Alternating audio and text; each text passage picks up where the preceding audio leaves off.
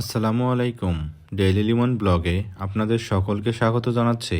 আজ আবারও চলে এলাম নতুন আরেকটি ভিডিও নিয়ে। আজ আমার পরিবারের জন্য এক ভীষণ সুন্দর এবং স্মরণীয় একটি দিন। এই প্রথমবার আমরা আমাদের ছোট্ট রাজকন্যাকে নিয়ে ঘুরে এলাম রংপুর চিড়িয়াখানায়।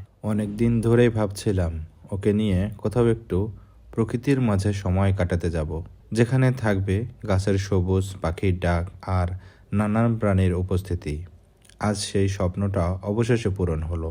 এত ছোট্ট বয়স, তবু ওর চোখে আজ ছিল এক অদ্ভুত আনন্দ আর কৌতূহল। চারপাশে তাকিয়ে তাকিয়ে সব কিছু বোঝার চেষ্টা করছিল, কখনো অবাক দৃষ্টিতে, কখনো মুচকি হাসিতে। রংপুর চিড়িয়াখানা শুধু একটি বেড়ানোর জায়গা নয়, এটা এক বিশাল সবুজ প্রকৃতির রাজ্য। এখানে ঢুকতেই মনে হয় যেন শহরের কোলাহল ছেড়ে এক শান্ত, প্রাণ ভরা জগতে চলে এসেছি। চারিদিকে বড় বড় গাছ, পরিষ্কার পরিবেশ, পাখির ডাক, সব মিলিয়ে এক অন্যরকম প্রশান্তি। বাঘ, সিংহ, হরিণ, বানর, কুমির, নানা রকম পাখি, সব দেখে যেন নতুন করে পৃথিবীকে চেনা যায়। আমাদের মেয়ের জন্য কিন্তু এই জগৎটা ছিল এক বিস্ময়ের জগৎ। প্রতিটা নড়াচড়া, প্রতিটা আওয়াজ ও মন দিয়ে দেখছিল। আর ওর সেই চোখের চাহনি আর ছোট ছোট হাসি আমাদের কাছে ছিল সব থেকে বড় পাওয়া। মা বাবা হিসেবে তার মুখে এই হাসিটুকু দেখার জন্যই যেন শত কষ্ট তুচ্ছ হয়ে যায়।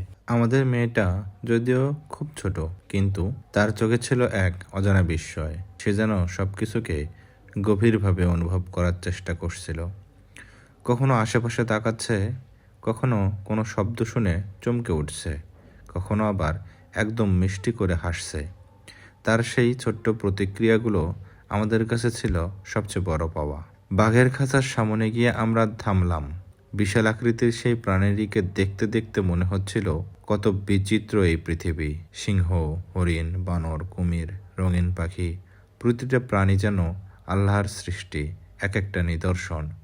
প্রতিটা খাঁচার সামনে যখন দাঁড়িয়েছিলাম, তখন মনে হচ্ছিল বইয়ের পাতার ছবি যেন জীবন্ত হয়ে আমাদের সামনে হাজির হয়েছে।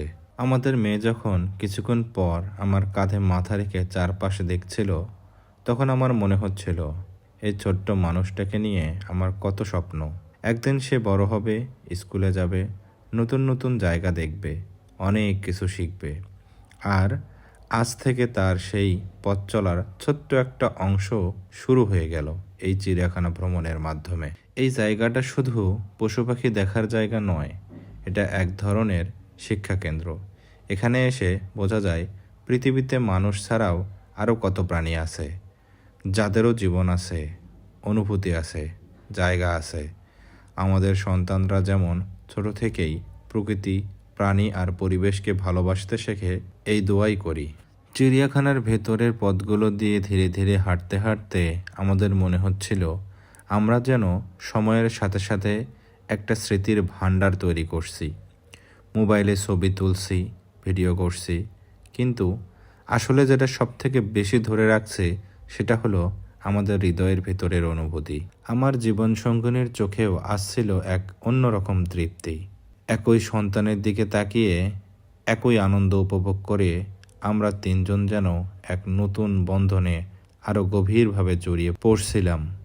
সংসারের হাজারো দায়িত্ব আর চিন্তার মাঝেও এমন কিছু মুহূর্ত দরকার হয়, যেটা আমাদের মনে করিয়ে দেয় জীবন আসলে কত সুন্দর। আজকের দিনটা হয়তো অনেকের চোখে খুব সাধারণ, কিন্তু আমার কাছে এটা এক অমূল্য সম্পদ। কারণ এখানে ছিল ভালোবাসা, ছিল একসাথে সময় কাটানোর সুযোগ, ছিল আল্লাহর দেওয়া এক অপার নিয়ামতের কৃতজ্ঞতা। আল্লাহর কাছে দোয়া করি আমাদের এই ছোট্ট রাজকন্যাকে তিনি নেক, সুস্থ, সুন্দর চরিত্রের মানুষ হিসেবে বড় করুন। আর আমাদের যেন এমন আরও অসংখ্য সুন্দর দিন একসাথে দেখার তৌফিক দেন। এই ভ্রমণ শুধু আজকের জন্য না, এই স্মৃতি থেকে যাবে আমাদের সারা জীবনের জন্য। ঘুরতে ঘুরতে আমাদের চিড়িয়াখানা ভ্রমণটি এখানেই শেষ হয়ে গেল। এত সুন্দর একটা দিন কাটানোর সুযোগ পেলাম, সেজন্য আল্লাহর কাছে শুকরিয়া স্বরূপ জানাচ্ছি আলহামদুলিল্লাহ। যেহেতু বিকেলবেলা বের হয়েছিলাম, তাই চিড়িয়াখানা ঘুরতে ঘুরতে প্রায় সন্ধ্যা নেমে আসতেছিল। চারিদিকে আলো কমে আসতেছিল। হালকা শীত, তারপরেও ঠান্ডা লাগার একটা সম্ভাবনা থাকে, তাই আমরা চিড়িয়াখানা থেকে দ্রুত বের হয়ে যাচ্ছি। তো আজকের ভিডিও এ পর্যন্তই। সবাই ভালো থাকবেন, সুস্থ থাকবেন। আমি এবং আমার পরিবারের জন্য দোয়া করবেন। পরিশেষে আরেকটি কথা বলি, যদি আমাদের এই ভিডিওগুলো ভালো লেগে থাকে অবশ্যই লাইক, কমেন্ট, শেয়ার করবেন। আল্লাহ হাফেজ।